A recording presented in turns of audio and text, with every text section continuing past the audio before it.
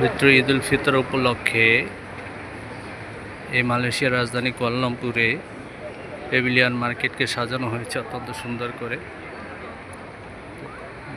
বিভিন্ন দেশের মানুষ এসেছে এখানে এই ঈদ উল ফিতরের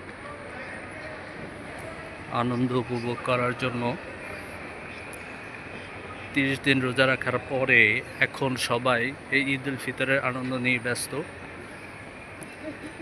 সমস্ত মানুষ চলে গিয়েছে, এখন আমি ভিডিওটা করতে শুরু করেছি, কারণ এতক্ষণ এতটা ভিড় ছিল যে ভিড় এখানে ভিডিও করার মতো অবস্থা ছিল না,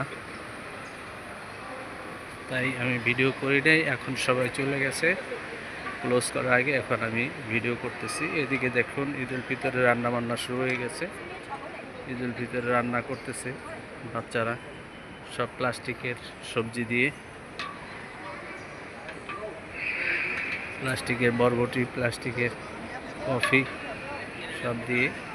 এখানে আছে প্লাস্টিকের ডিম, শুটকি মাছ, সব প্লাস্টিকের আর্টিফিশিয়াল। অত্যন্ত সুন্দর গম ক্ষেত বানিয়েছে, আর্টিফিশিয়াল গম ক্ষেত।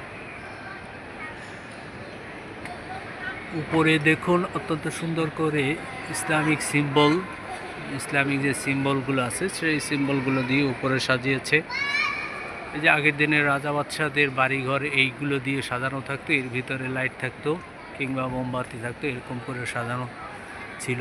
সেগুলো দেয়া আছে যে ইসলামিক সিম্বল দিয়ে এগুলো সাজানো, অত্যন্ত সুন্দর করে সাজানো হয়েছে, আপনারা দেখতে পাচ্ছেন।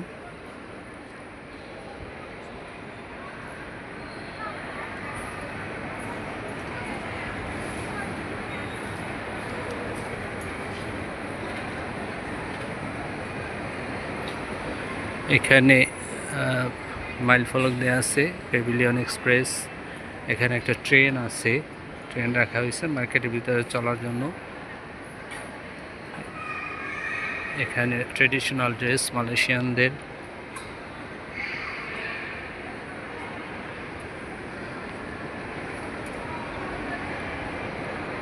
এতক্ষণ এই জায়গাটায় ঢোকা যায় না মানুষের ভিড়ে, এখন সবাই চলে গেছে বন্ধ করার সময়, এখন আমি এসেছি।